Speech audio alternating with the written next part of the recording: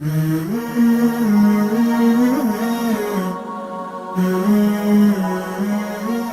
الرحيم والصلاة والسلام على رسوله الكريم سيدنا ونبينا محمد وعلى آله وصحبه أجمعين. نشهد أنه بلغ الرسالة وأدى الأمانة ونصح الأمة وكشف الغمة وجاهد في الله حق جهاده حتى أتاه اليقين. ثم أما بعد، waxaad moodaa inaanu daalay oo raggii idinka horeeyay baan wixii aanu haynay baanu ku afuufnay, laakiin biidni illaahi subxaanahu wa tacaala waqtiga gaaban aynu wada joogno bifadli illaahi wa minanihi, bal waxaynu eegaynaa aynu ka wada hadli karno. waxaan jeclaystay markaa inaan idiin dooro mowduuc muhiim ah oo marka xaqiiqada la eego mowduucaasi wuxuu khuseeyaa jaaliyadda Soomaaliyeed bishakli khaas, laakiin waa amar caam. mowduucan waxa weeye waa dowr almar'a fi lislaam, gabadhu dowrkay ka ciyaarto ama looga baahan yahay markaynu nadariyadda islaamka aynu eegno. dad badani waxay moodaan inay diinta islaamka ay ku dhisan tahay ragga, oo ninku uu yahay dee ninka dabadda u baxaya ee u soo quudinaya reerka, haddii uu dagaal yimaado ninka gurmanaya ee reerkii difaacaya. xaqiiqadda iyo waaqicuna sida uu ka duwan yahay. haddaynu dib iskugu noqonno oo taariikhdii nebi maxamed sala allahu calayhi wasalam iyo taariikh alislaamba aynu eegno, waxa inoo caddaanaya inay gabadhu ka muhiimsan tahay ragga. oo meelo badan marka laga eego, oo ilaahay subxaanahu wa tacaala suurati aali cimraan sheeku inooga sheekeeyey. sheekadaasoo ah sheekadii maryan hooyadeed, imra'ati cimraan. imra'ati cimraan marka ilaahay subxaanahu wa tacaala ballan bay ugu qaaday, innii nadartu laka maa fii batni muxarara bay tiri. ilaahayow uurkan aan sido adaan ku siiyey.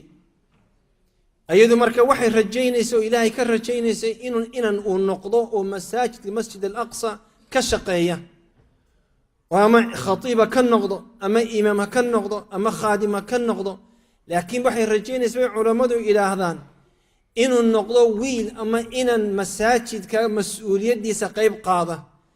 ilaahay bay u hortay markaa ilmaheedii, innii nadartu laka maa fii batni muxarar, waa khaalisan lilaahi subxaanahu wa tacaala. ilaahay wuxuu qadiray markaa subxaanahu wa tacaala inay inan dhasho. qaalat rabbi innii wadactuhaa unthaa. ilaahay xaaladdii way isbedeshay bay tihi, inan baan umulay. waxaan umulay waa inan. inantu rag uma khudbadayn karto, rag ma tukin karto, ragga ma dhex ordi karto. dee waxaan moodayay muu noqonin caynkay weeye xaaladdii oo kale. ilaahay wuxu uhi wallaahu aclamu bimaa wadacat. ilaahayna wuu ogyahay waxay umushay. walaysa adakaru kalunthaa. xikmadda halkaa eeg, walaysa adakaru kalunthaa. dakarku, wiilku iyo habluhu isku mid maaha, isku meel maaha. waayo marka la eego meelo fara badan inanta ayaa ka faa'iido badan wiilka. marka waxaan doonayaa maanta badoorka ay gabadha muslimadii ay ku leedahay iyo waajibaadka laga filayo inaynu wax ka yaro taataabanno biidni illaahi subxaanahu wa tacaala. mana jecli had iyo goor inaan cid cambaareeyo ama aan cid wax ku sheego, laakiin mawaadicdan ka hadlaya waa mowduuc caama. ma doonan inay dumarku halka ka soo boodaan ay dagaal nala galaan maanta, laakiin waxaynu doonaynaa inaynu taataabanno waxay leeyihiin iyo wixii lagu leeyahayba. dumarku ilaahay subxaanahu wa tacaala horta fadiilad buu siiyey aanu ragga siinin marka islaamka ay timaado, taasoo ah gabadhii ugu horreysay qofkii ugu horreeyay muslimay ee kalimati tawxiid ku dhawaaqay marka nabi maxamed sallallahu alayhi wasallam laga yimaado ruux dumaru ayuu ah oo nabi maxamed sallallahu alayhi wasallam risaaladii markii loo soo dhiibay uu xambaaray qofkii la qaaday wuxuu ahaa khadiija radiyallahu anha nabiga sallallahu alayhi wasallam markuu asagoo naxsan oo gariiraya uu soo cararay gurigiisii buu yimi umuu baydhin xamza bin cabdilmuطalib oo lagu yaqaanay inuu yahay nin geesiya oo ugaadhsada libaaxyada umuu tegin abu aalib oo ah adeerkii oo loo yaqaano inuu yahay caaqilkii iyo sultaankii magaalada laakiin nebigu sallallahu alayhi wasallam waxa la yidhi markay mu'arikhiintu ka hadlayaan khadiija ayuu u soo cararay sidii ilmo yar dhabta ayuu markaa kaga jiifsaday asagoo argagaxsan oo naxsan wuxuu sidaa u sameeyena asagoo og dhaqanka carabtu ina laga yaabay inay cayb tahay oo lagu yasi doono nebiga sallallahu alayhi war ma gabadh baad u carartay maxaad ugu iman weyda rag wax kula qaban kara laakiin wuxuu ogaa miqdaarka iyo gabadhiisu meeshay taagan tahay markii waa kii soo cararay ayidhi zammiluuni waana garanaysaa qofka markaa khadiija waa tii ugu jawaabtay kallaa wallaahi lan yukhdiyaka allahu abada ilaahay weligaa yaa allaha kuma xumaynayo mid xun kuma dhigayo waxaan uga jeedaa marka gabadha muslimadii ilaahay subxaanahu wa tacaala meel sharaf leh ayuu ka siiyey diinta islaamka waxaa intaa u dheer qof nafta laga qaado islaam aawadii oo la dilo dee waxay ahayd sumaya umma cammaa nin umuu dhiman islaamka qofkii ugu horreeye dhintay ee dhiiggiisa dhulka la dhigay ee ruuxiisa laga qaaday islaamka aawadii islaamkada waxay ahayd sumaya waxay ku tusee markaa gabadhu muslimadii sharafta ay leedahay qiyaasa oo ha ilaawina waxaynu ka hadlaynaa mujtamac cajiiba mujtamac hablaha aasi jiray dumarka kala dhexli jiray gabadhu qiimo aanay lahayn inanka iyo odayga iyo adeerka kolba gabadha qofkii soo gaadha ayaa kaxaysan jiray dumarka marka qaarkood ragga xitaa rag ways amaahin jireen wuxuu odhan jiray nin gabadhiisa wuxuu ku odhan jiray orodoo hebel u tago uur ka soo qaad laga yaaba mararka qaarkoodna siday taariikhda inoogu sheegayso inay gabadhu intaasoo nin khaymad ay la gelayso kolba kii ay doontay ilmaha ay siinayso mujtamac baynu ka hadlaynaa markaa aan dumarka qiimo siinin maca daalika ilaahay wuxuu ku bilaabay qof muslima qofkii ugu horreeye muslima inuu noqdo gabadh qofkii ugu horreeye dhintaana oo diintana u dhinta inuu noqdo qof muslimada oo gabadha waxaa intaa inoo dheer qofkii ugu horreeye xoolihiisa islaamka u huray waxay ahayd khadiija radia allahu canha gabadh taajirada oo la yaqaano oo xoolole oo sidayna maanta aynu waa business lady ah oo loo yaqaano milyaneer inay magaalada ay ka tahay magaalada maka ayay diintii ilaahay xoolaheedii u hortay intaan la soo gaadhin abubakar intaan la soo gaadhin dadkii ka dambeeyey cuthmaan oo kale intaan la soo gaadhin dadkii markii dambe muslimay khadiijo ayay ahayd radia allahu canha qofkii ugu horreeyey ee xoolaheedii u huray diinta ilaahay biidnihi subxaanahu wa tacaala waxaa intaa inoo dheer hadday sheekadu caynka ay tahay markii nebigu sala allahu alayhi wasalam uu soo haajiray waynu garanaa hooyadii abubakar hooyadii iyo dooray ka ciyaartay asmaa binta abi bakr radia allahu canha waxay ka ahayd dadkii nebigu sala allahu alayhi wasalam uu doortay gabadh 9 bilood ilmo uura ku sidas kama yaquulu bacda almu'arikhiin gabadh foolanaysa oo dee 9kii dhammaysay ama ku dhow ayay inta nebiga sala allahu alayhi wasalam quudka u qaaday iyo wuxuu maalintaa cunayo ayay buurta la kori jirtay 3 cishow nebigu sala allahu alayhi wasalam uu dhuumanayay dee qofkii cuntada u geyn jiray wuxuu ahaa gabadh bay ahayd oo waxay ahayd asmaa binta abi bakr radia allahu canha gabadh fariida ayay ahayd oo nebigu sala allahu alayhi wasalam kadib loo bixiya daata nitaaqayn waxaasoo dhan waxaan uga jeedaa gabadha muslimadii door muhiima ayay ka ciyaartaa marka la eego diinta meel halbowla ana way kaga taallaa ummadda nebi maxamed sala allahu calayhi wasalam waayo bisalaaxiha hadday gabadhu hagaagto bulshadu way hagaagaysaa hadday gabadhu fasaaday xumaatana waynu taataaban doonaa bulshaduna way xumaanaysaa gabadh la odhan jiray umma sulaym oo dhashay anas binu malik bal xikmadeeda lagu tusaya waynu naqaana qisadeeda meer badanna waynu ka maqalay culimo fara badanna waynu ka dhagaysanay umma sulaym xikmadeeda bal eeg nebigu sala allahu calayhi wasalam markii uu soo haajiray oo la soo qaxay ayay waxay aragtay raggiyo dee nebiga sala allahu calayhi wasalam hareeraha ka fadhiya cilmigii bay ka qaadanayaan diintii bay ka baranayaan taqwadii bay ka qaadanayaan dee nebigii bay sala allahu calayhi wasalam xaji goor la fadhiya way u timi markaa nebigii iyadoo ilmaheed yaraa wadda ilmo yaroo 10 jira ayay waddaa ama culammadu yidhahdaan 8 jira la yidhahdo anas binu malik anas bay keentay way u soo badashay way soo qurxisay waxay tidhi yaa rasuul allah ha kuu shaqeeyo kan yari ha kuu shaqeeyo ha ku caawiyo qof gacan yara waad u baahan tahay oo markaad weysada ama kabta ama dee wax yar aad diratid oo dee haddaad wax arrimo waaweynaad saxaabadda aanad doonin inaad aad u diratid kan yar u diro yaa rasuul allah una ducee bay tiri una ducee nebigu sala allahu calayhi wasalam uu duceeyo wuxuu yidhi ilaahayu cumrigiisana dheere risiqna sii ballaadha caruurtana u barake anas wuu yimaadaa habeenkii nebigu iska ag fadhiya waa ilmo yar umma sulaym marka waxay tidhaahdaa ilmaheeda waxay ku tidhaahdaa war ii war maxaad nebiga ka baratay sala allahu calayhi wasalam cilmigii markaa maalintii oo dhan uu dhagaysanaya ilmaha yar ku dhacayay ayuu habeenkii hooyadii u gudbiyaa waa hooyo xakiimada oo cilmi iyo caqli ilaahay subxaanahu wa tacaala siiya haddaynugu noqonno dib taariikhda ummadda islaamka waxaad arkaysaa ummadda islaamku waxay ku dhisnayd dumar waayo culammadan aynu dhagaysanno oo dhan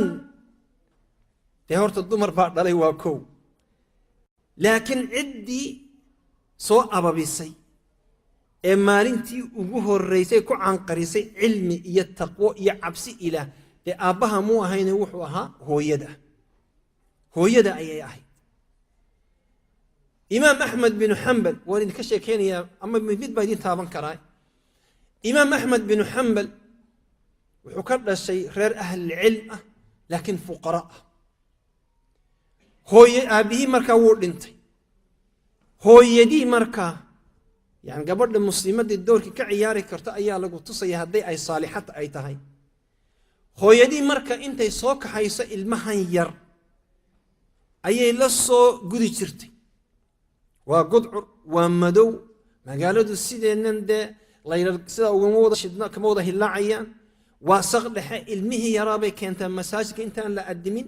masaajidkay soo gelisa halkaa fadhiisa bay tidhaahdaa xagga dumarkay fadhiisataa salaat alfajr bay la sugtaa ilmaheeda markuu salaat alfajr ay tada macallinkiiyo wax u dhiga daba markuu ilmihii yaro kobco uu yaro weynaaday ayay habeenkii guriga yaquul axmed bin xambal asaga iska hadlaya anoo yar ayay hooyaday odhan jirtay guriga adiga u nina guriga adiga u imaama guriga adiga u sheekha si nin u hadal si sheekhnimo ah nolol dhaqan si nin caalimo oo taqwad leh u behave garayo dee akhlaaq lagugu arko qiyaama leyl ay odhan jirtay adiguna tuki adiga bay leen imaamkii guriga ah hooyo wuxuu yihi hooyaday markaano ilmo yara ayadoo iga quraan badan oo iga cilmi badan ila waa nooc min atarbiya ayay i joojin jirtay say odhan jirtay adigu salaada inoo bilow wuxuu yidhi markaan yaro weynaaday ayaan hooyada intaan soo gaaray marxaladeedii baan dhaafay markii dambe waxay odhan jirtay hooye adigu sii wad anigu waan daalay iska seexan jirtay waa xikmad markuu 6 iyo 10 jir noqdana waxay tidhi orodoo ka tag meesha cilmi doono iyo diin waa hooyo سبحان الله. إمام الشافعي سيدا سلك يتيم بأصنعها. إمام مالك بن أنس مركو يرى أيه ويدي أنت سوق قبتبي بدش مريه علماء زي العلماء هيئة العلماء بيقصوا بدشي وحي كتري اذهب وتعلم من ربيعة الرأي وخذ بخلقه قبل علمه، وفي رواية وخذ بأدبه أو من أدبه قبل علمه. أرض بيتري بح لفرس ربيعة الرأي وعالمك مركب مدينة شوقي أدب تكبر أنت عن العلم جيسة كبرانين وتوجيه هو ينماء وحكو تسسا مركا دورك هو يدو ميشو وكتاقية هاي تربية دا أمد. إمام ابن تيمية وين نقلنا أحمد بن عبد الحليم وابن تيمية ومركا تاريخ دا أمد اللي إيغو لقي مدى صحابة النبي صلى الله عليه وسلم عالم لقو قياسي كراه الله أوران كرا نكن إسكو علمي بيهنو إسكو فهمي بيهنو إسكو درجات بيهن مجرو وهانين عالمة أو بليغة أو كاتبة أو مفوهة أو جميع المذاهب كوقت قاعد شري يقانة أو متقنة أو مجاهدة أيها ولا يخاف ولا تأخذه في الله لومة لائم نين لمدي موجرين وحنبارسي مقعي أيدي وابن تيمية لما إلى هذا أحمد بن عبد الحليم لقيا به قارب بدن هدان مان وهلك فدي هدي أن ويدين لا وار ابن تيمية مجي عيسى بل مجي عيسى شاقة إن قارب بدن كل من لها يعني كبيح الحين أي لقيا به مجعين قلنا قانا وتيمي وابن تيمية وايو أيدي أيال الأورنشري تيمي أو عالمات أهين مركي ناركي الميرو النابي غدا أو وح يلو ديبا حفظية أو ما شاء الله تقية أو إلهي سبحانه وتعالى كعب صنية أو علمي حنبار صن أيال ونيو المهاسي يلمديها صار أيدي صار دوح الله بحين يا ابن تيمية. البخاري ولمد سفيان الثوري ولمد هديان إدين سوق سعد الليث بن سعد ولمد علماء حسن البصري ولمد سعيد بن المسيب ينتيس ولمد يعني هدين ما أنت ولا كان أينو تاجنونا أينو سنهنا تريجريا أما حس علماء دي أي هو ينكت سوكوريين أما أي أثر كل هاين مرة ما ينو وحنوجه هذا مركا هو يدو الدور كي كل هان كرتو المه يدور كي كعياري كرتو جالية المه مركا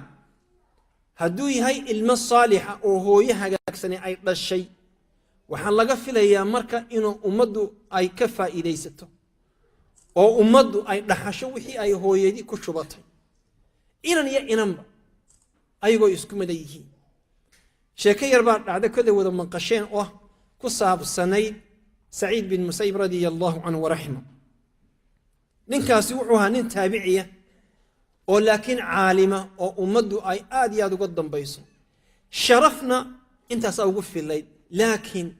وحلوغو أبتريا قبضوا قبوه إنه دلي أبو هريرة رضي الله عنه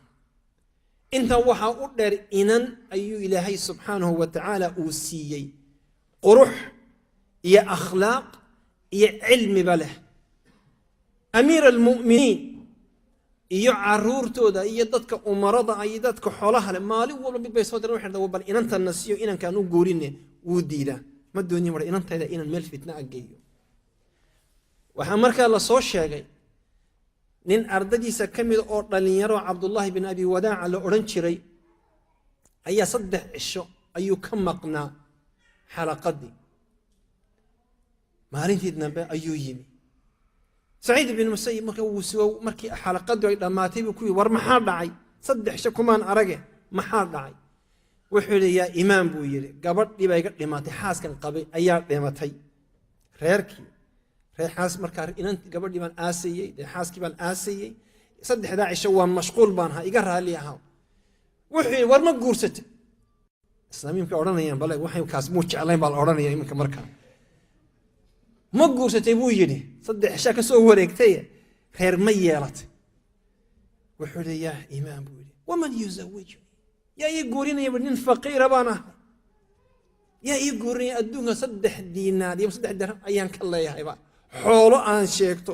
oo inaan ugu geed fadhiisto aan yarad iyo meher iyo aroos ugu waxaas maba jiraan buu yidhi yaa ii guurinaya inantiisa wuxuu yidhi aniga ka war haddaan kuu guuriya inantayda faatima bintu saciid wuxuu yidhi marka argagax ba horta waan miyaan naxa mise waan farxa ma shaki baa waxaan wadaadku miyuu yaro waashay mise wuxuu ku hadlayaa xaqiiqa ii meheri buu yidhi waaye labu uu yeedhay marka war markhaati ka noqda inaan ninkan inantaydii aan siiyey wuxuu yidhi marka waxaan ahay faqiir kaxyaan sacluug shil ma haysta buu yidhi waanan soomanaa gurigii baan iska tago iska soo afur wataa la tukaday waan tegey gurigii baan iska dhex fadhiistay wuxuu yidhi marka qurus yaroo roodhiyo angegan aan saliid anoo ku dhuuqaya wax kale guriga ima yaalaan buu yidhi in yaroo milixoo angegan ayaa albaabka la garaacay faqultu man waa kuma qaala saciid waa saciid buu yidhi wuxuu yidhi saciid waana aqaanayba magacii wuu igu soo dhacay buu yidhi tolo ma saciid hebel hebel baa mise waa saciid hebel hebel mise waa ninka saciid bin musayib mooyaane waayo buu yidhi 40 sannadood waxay ahayd caadadiisu inuu cishaay uu tukado uu gurigiisa uu tago cid lamu hadli jiro albaabkii baan furay waaba saciid bin musayib taagan meeshii maxaa dhacay buu yidhi maad ii yeedhi anaa ku iman lahaay maya buu yidhi laakiin waxaan dareemay buu yidhi inaanay cadaalad ahayn inaad keligaa caawa seexatid ayadoo gabadhii guriga magaalada gabadhaadii magaalada ay joogto wuxuu yidhi markaa intuu ka yaro dhaqaaqay mise waaba gabadhii halkan taagan buu yidhi waaba gabadhii halkan taagan wuxuu yidhi marka wuu soo riixay albaabkii buu noo soo xidhay maanu wada sheekaysanin maanu haasaawin caankay u egta garan maayo niqaab bay xidhan tahay ayadus ima garanayso inan dee maasha allah facebooka ragga kala haasaawadana may ahayn inan maasha allah sawir cadcad oo qurux badana inta facebooka soo geliso hadhowna dhagax yaroo madow kaaga soo baxana may ahayn ee waxay ahayd gabadh dee ku eeg oo gurigeeda taqaana oo diinteeda taqaana wuxuu yidhi markii ay soo gashay oo albaabkii noo xidhay ayay inantu suuxdeen naxdid aawadeed anna wuxuu yidhi marka waa naxay horta wuxuu yidhi lugtan ku yaro dhuftay roodhidii iyo ciid iyo milixdii iyo waxaan sidii ceebtaada arkin ee is-astur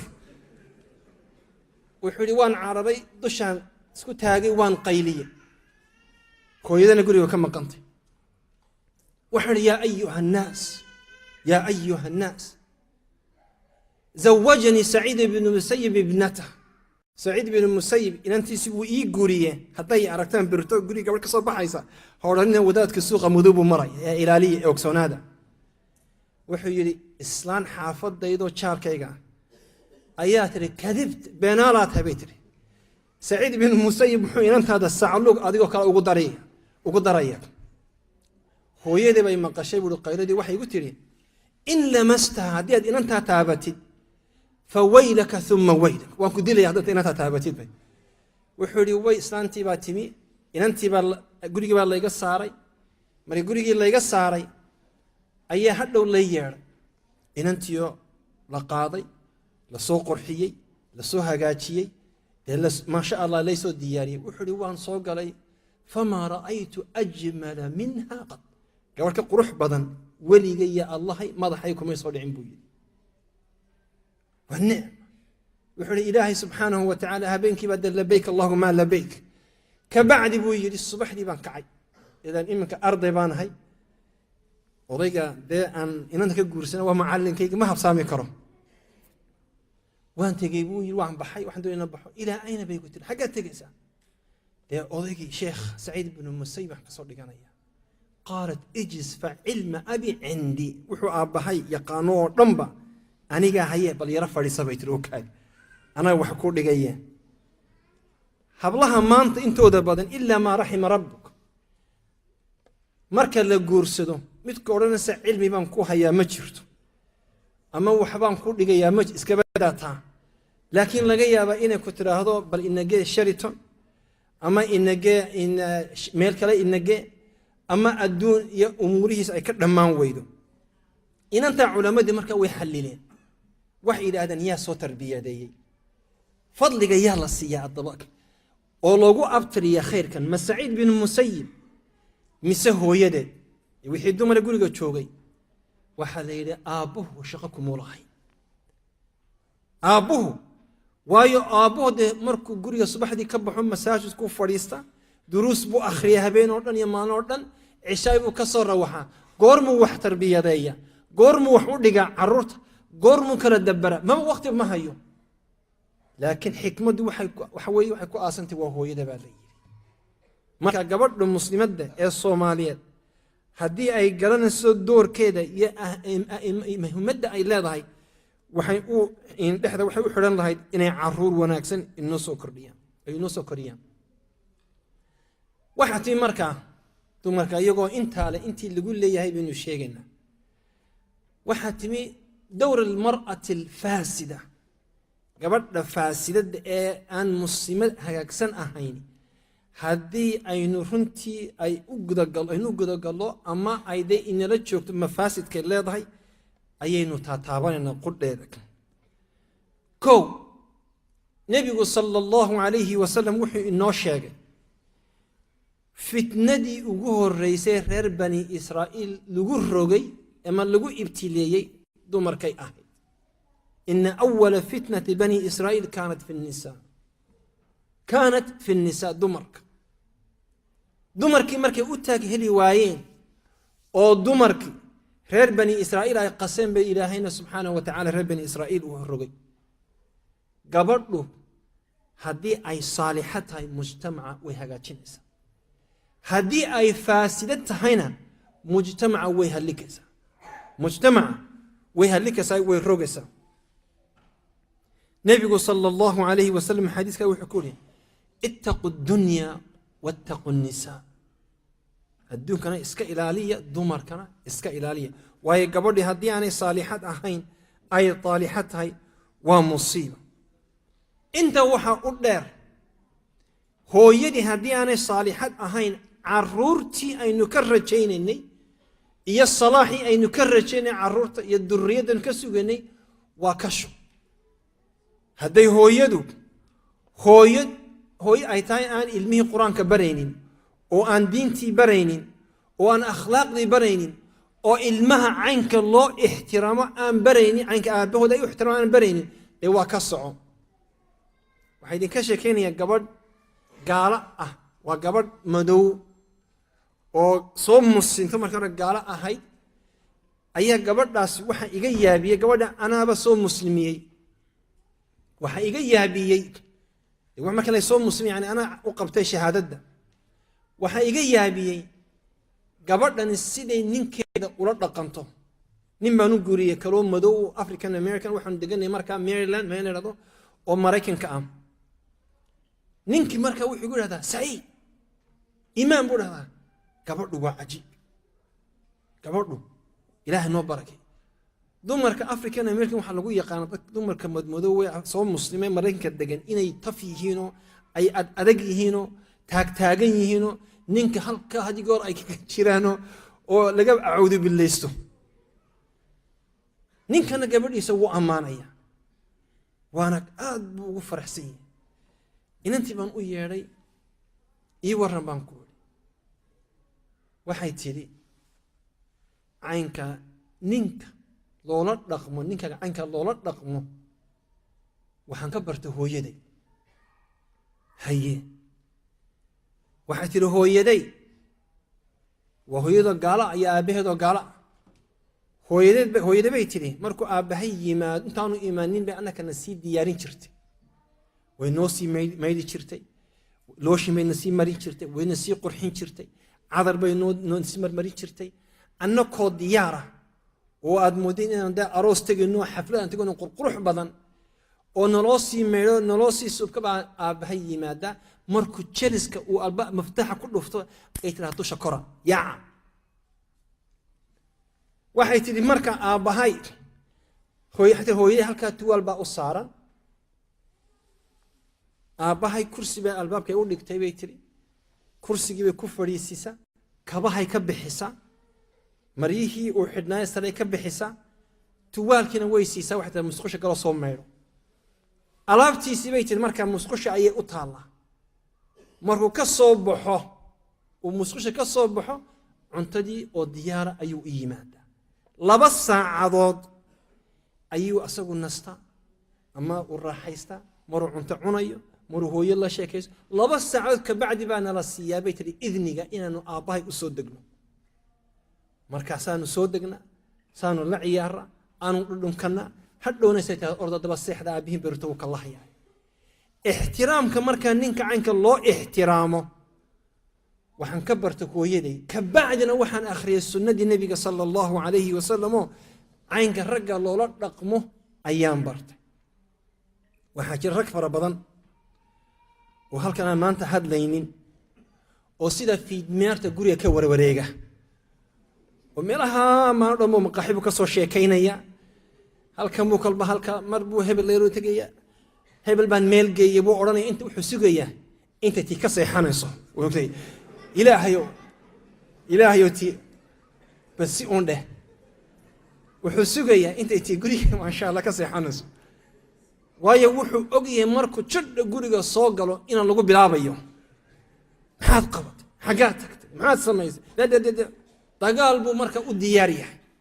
dagaal wallahi mid wuxuu igu yidhi qaylan guriga marka albaabka sidaa u fura waxaad moodaa buu inay aniga isugayso buu yidhi markan albaabka sidaa u fura waa ay soo fatahda ayadoo qaylansan ka seexdaa buu yidhi ayadoo qaylansan waan soo toosa saan dhahay buu tara habeen waxaa dhimay qaylanaysa mise way nasatay waxaa looga jeedaa marka caruurtii ka warramay markaa caruurtaadii wuxuu yidhi caruurtii ima ixtiraamaan ima maqlaan igama dambeeyaan waxba igama dhegaystaan waxay ku tidhaahdaa saaqid sida aabbaha saaqid ha noqon ku tidhahdaa caruurta orda wax akhriso ilaa macnaha orda wax akhriso waa dumarka laga acawdu billaysto gabadhu saadani ay saalixadan oo aan ay faasida tahay reerkii iyo bulshadii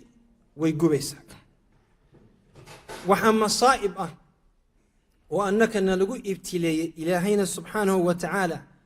ha idinka badbaadiye fasaadka gabadha waxa ka mida dumarkii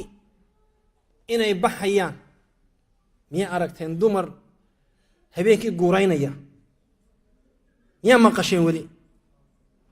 waxaanu u naqaanay gabadhu hadday cishaay markay cishaay wixii ka dambeeya haddii aanay khayr ku maqnayn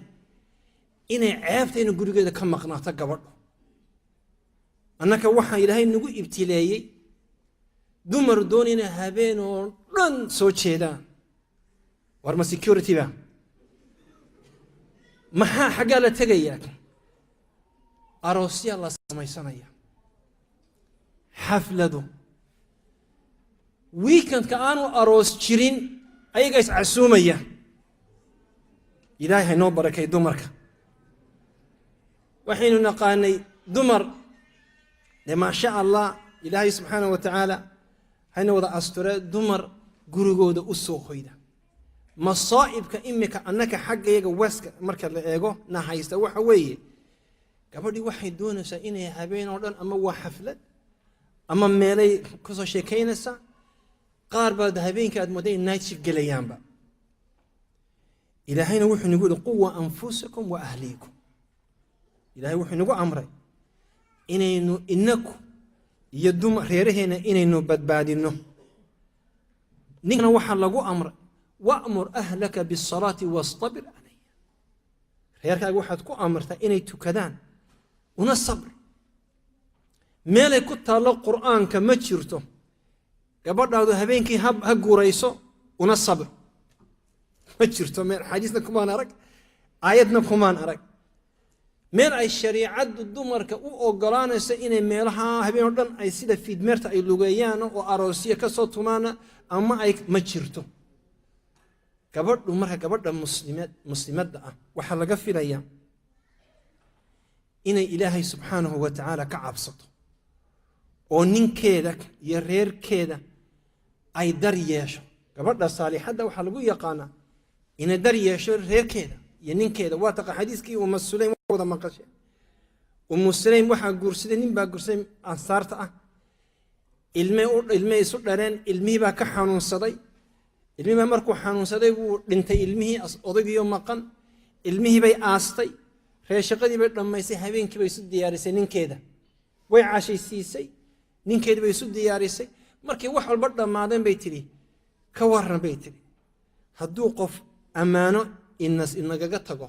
hadhana uu ammaanadiisii uu la noqdo inaynu ka xumaano inaynu ka xanaaqno ma waajib bay nagu tahay ما أمانة علي بوي المحك والي واحد ذا إلى هاي أمانة النسيو أمانة دين ولا النقضي الما يرى أمانة النسيو أمانة دين ولا النقضي وحنا قوي حيلي ما نو الما هاي قد انتي أياد سك يسوق رحسي عشي سيسي الواحد وعروض وأبو الضوضي نبي يجيب أتجي صلى الله عليه وسلم وأن الضوضي مركان قبل عينك أم سليم عينك سيقول يقول يا رسول الله وحول النبي صلى الله عليه وسلم أحسنت وهجات سرنت إلى هين حالته علمه أيو إذن كأبورة علماء وحنا ذا المهاسي لا شيء هبينك علمه ولا هي أبورة ما كل شيء وين هذا أرت طبعا إنن أو حافظة أيو الهيسي خير كي أدونك يا آخرنا وسي المصالح بقى المصالح أيها dadka meero fara badan ragga Soomaaliyeed waxay ka ashkatoodaan waxay yiraahdaan dumarka iyagu waxay isqurxiyaan oo ay isdiyaariyaan waa marka aroos la tagayo soo dhab maaha iska qeyrta dumarka idima arkayaan iska qeyrta idima arkayaan gabadhaynu dumarkeen hadii ma sha Allah habeenka aroos jiro dirici ugu dambeeyay dahabka meel Allah leey meel ka keenan garan mayna way iska lulaan dumarku berigii hore waxa la yiri dacas bay sadhici jireen inta ismariyaan baa la yiri bahalkii maxaa loo jiray mayba berigii dambuuyin boorarkii imika gabadhu makiyash bay tagaysaa salon bay tagaysaa timahay soo feedaysaa way soo qurxinaysaa caynka gabadhiya xural cayn moodid ayaa ka baxaysa waxay soo noqonaysaa ayadiyo daalan diricii iyo dahabkii iyo wixii aad u iibisay ma ayadu ama ayadu iibsatayba adugu kullayba horta la tatamatacu bih dadka dabada jooga ayuu ilaahay subxaanahu wa ta'ala nasiibkooda si nimba ka sheekeynayay wuxuu yiri gabadhaydiiba waa la soo hadlay waxaan ku iri caawa wayna la casuumay diyaar garow casuumad ayaa caawa jirta diyaar garow wuxuu yiri gabadhii baan u imi makeup bay sii marisay way isa sii qurxisay xamuurad bahalkii indhaha maxay xiriba beena oo aad moodid kuwi gorayada in dhabanadii bay casaysay cidiyo beena oo fake ay iska taagtay wuxuu yiri gabadhii oo aad moodid xural cayn baan gurigii imi oo diyaar gabadh markaa waan fadhiisay kabiibaan iska bixiyay way iyara sugtay waxay sugaysaa intan meedmeedanayo waan meedmeeday bajaamahayga iska soo xidhay macaawusaydii waan dhex fadhiisay gurigii war maxaa dhacay bay tiri miyaan baxaynin wuxuu yiri maanta innaka iscasuunay innaka ayaa iscasuunay oo waxaan u darsaday gabadhaydii quruxda badnayd inaan mar kale arka ayaan jeclaa marka ilaahay ku barakay wad qurux badan tahay sida inoogu joog buu yiri waxay tiri ma ka dhabba ha buu yiri oo kaftan maaha kaftan wuxuu yiri inta sidaa tiri ayaa wixii ay dibnaha marisay iyo wixii ay dhabanada marisay iyo wixii indhaha marisay ba sidaa isku dhamboqday buu yiri ifriidar ba ka soo baxay buu meeshii ilan color buu leeyahay عفريد ير هو يكو كذب قوميتي مركا وايكن هو يكو كذب قوم gabadha muslimadda waxa looga baahan yahay inay ninkeeda isu qurxiso oo haddii ay doonayso xaflad iyo inay bedelato iyo caynka inay waqti munaasiba ay u timaado ay tagto oo aanay ka noqoto wadaadada ka mida wadaadada ka mida ayaa wuxuu yidhi gabadh wadaad sheekh macruuf oo la yaqaano halkana mar idinku yimi ayaa wuxuu ka sheekeeyey qoysku caynku u dhaqmi lahaa iyo raxmadda iyo mawadada iyo jacaylka wuxuu yidhi markaa gabadh baa muxaadaradii bay dhegaysatay waxay tidhi caawa sheekhu wuxuu sheegayo ayaan ku dhaqmaya wuxuu yidhi way tagtay gurigii bay diyaarisay uunsi bay ku shiday casho wanaagsan bay samaysay iyadii baa isqurxisay miiskii bay cuntadii dhigtay wadaadkii baa guriga soo galay wadaadkii markaa wuu yara yaaba dee meeshii qiiqu sida isu haysto ayadiioo dhalaalaysa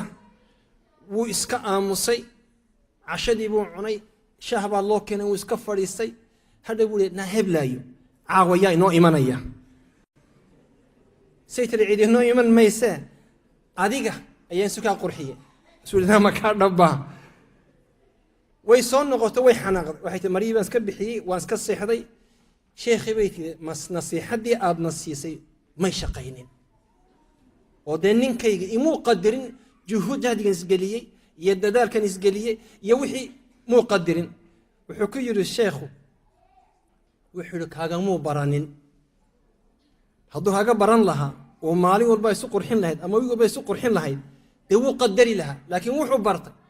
marka la isqurxiyo ee dahab la iska lulo ee dibnaha la caseeyo inay tahay mar la baxayo marka waxaan leeyahay gabadha muslimadda ee weliba soomaaliyadda inay ilaahay subxaanahu wa tacaala ka cabsato oo ay ka fogaato waxyaabahaas oo kale risaaladii loo dhiibana inay fahamto waxaan ku soo gunaanadayaa marka kow rag iyo dumarba horta inaan ku dhaqanno bikitaab illah ina kitaabka ilaahay lagu dhaqmo ha uguna horayso alqawaama ilaahay qur-aanka wuxuu ku sheegay oo wuxuu yidhi alrijaalu qawaamuuna cala annisaa alrijaalu qawaamuuna cala annisaa qawaamaddu markaa waa maxay inuu ninku uu noqdo madaxii guriga maaha inuu noqdo jeeniga ama dabadhilifka maaha waa madax waa qofkii mas-uulkii guriga waayo yowma alqiyaamaha waxaa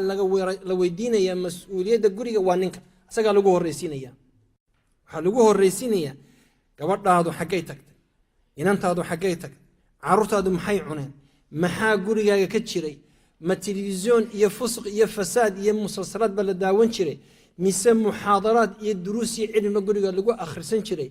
ma telefoon iyo ghiiba iyo namiima ayaa ka socotay mise dikrullaha iyo waxa ka socday wax ilaahay la xusayo ninka ayaa laga waraysanaya gabadhu marka ilaahay wuxuu sameeyey aadanna xaawa ayuu agdhiga ku laray ninkuna waa markaa wuxuu taagan yahay maqaam aadam aabaheen calayhi salaam gabadhuna waa xaawoo kale hadafkuna waxay ahaayeen ina dhurriya saalixa ay keenaan khulafaa ilaahay ugu talagalay inii jaclin fi lardi khaliifa khilaafadda ilaahay ka hadlay inay ka wada shaqeeyaan ninka iyo gabadhuba inay labaduba ku dadaalaan ayaa la doonaya waxaan idinku celinaya oon aad iyo aad ugu celcelinaya gabadha muslimaddii inay ilaahay ka cabsato ay u saburto ninkeeda iyo caruurteeda iyo risaaladii ilaahay u dhiibay inay xambaarato ay la socoto aanay ku mashquulin waxyaabo bilaa macno ah iyo tafaahaat dunya iyo heblaaya la guursadayo heblaaya la mehersadayo hudheerkaasa lagu qabsadayo heblaaya la isfurayo waxyaabaha laakiin inay ka fakirto caynka reerkeeda u badbaadin lahayd ninkanu markaa asaguna qawaamadii laga filayey inuu la yimaado waayo ilaahay subxaanahu wa tacala waa kii qur-aan ku sheegay quu anfusakum wa ahliikum waa kii ilaahay qur-aanka ku sheegay aniga intaasay iga tahay waano ilaahayna subxaanahu wa tacala haynaga dhigo aladiina yastamicuuna alqawla fayattabicuuna axsana horena waan idinku sheegay muxaadaradani waxay ahayd dowra almar'a fi lislaam ugumana jeedo inaan dumarka la cambaareeyo ama ragga in ziyaada ah la saaro ragguna tooda way leeyihiin dumarkuna tooda way leeyihiin insha allah marka dambena wada hadalna waxaa laga yaabaa inaynu waajibaadka rag laga hadlo oo waxaan arkaa aniga aad iyo aadan u arkaa ninkii horta geedkii nin la odhan jiray wuu dhammaaday xagga iyaga wax rag la yidhaahdaa ma joogaan waan aad ugu yari xuquuqda waddanka iyagu 4 darajadood weeye ixtiraamku 4 darajadood weeye ixtiraamka ugu horeeya waxa weeye waxa la siiyaa iyo xuquuqda ugu horeysa waxa la siiyaa waa dumarka xuquuqda labaad iyo ixtiraamka labaadna waxa la siiyaa waa caruurta ka saddexaad maxaa u malaynaysan waa ayga iyo bisadaha la siiyaa xuquuqda afaraadna waxa weeye ragga ayaa la siiyaa